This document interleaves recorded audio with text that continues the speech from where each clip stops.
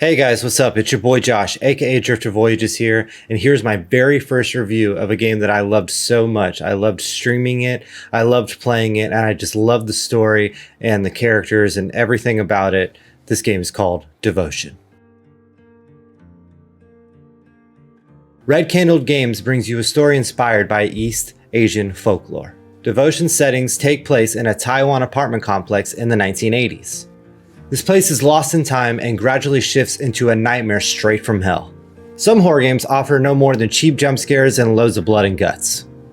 Devotion is a psychological horror that only takes roughly 3 hours to beat, but delivers such a powerfully unsettling story with nightmarish grace and will leave you thinking about it long after you've beaten it. Devotion's story is so good and full of such powerful imagery with relatively simple game design. Plus, it's perfect for all you horror streamers that want to beat a game in one stream.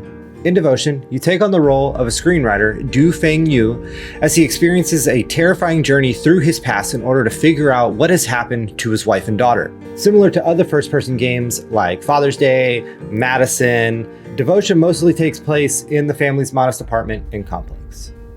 The choice of setting makes room for excellent character development as you discover items and mementos across multiple years within the home, effectively telling the family's story and how things came to be in the present time in the game.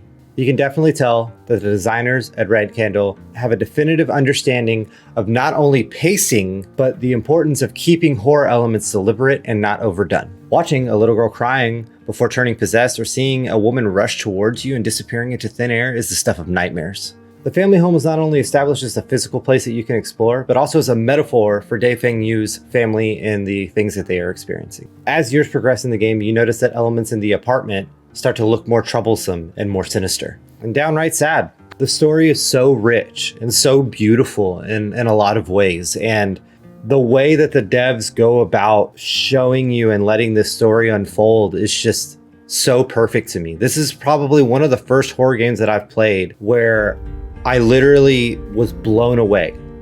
Most horror games are, simple. There's the jump scares, there's the creepy music, there's the weird sounds and things like that, the scary monster, and that's okay. I love playing games like that. But Devotion was the first game where I thought that that's what it was going into it, but it actually was something so much more. And I highly, highly, highly recommend you play it. If you're watching this review wondering if you should go to Red Candle's website and download Devotion, pay the $17, however much it costs, and get the game, I'm telling you now that it is totally worth it. And if you're a streamer wondering if you should stream this, you need some new horror games for your catalog, definitely pick up this game. I screamed, I cried, I smiled, all with this game.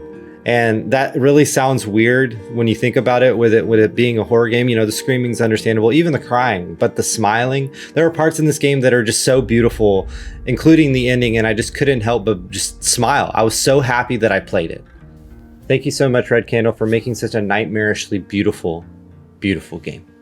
If you enjoyed this video, then please smash the like button, click subscribe, and turn on those noties so you know the next time I go live or I upload more content. Stay spoopy, friends.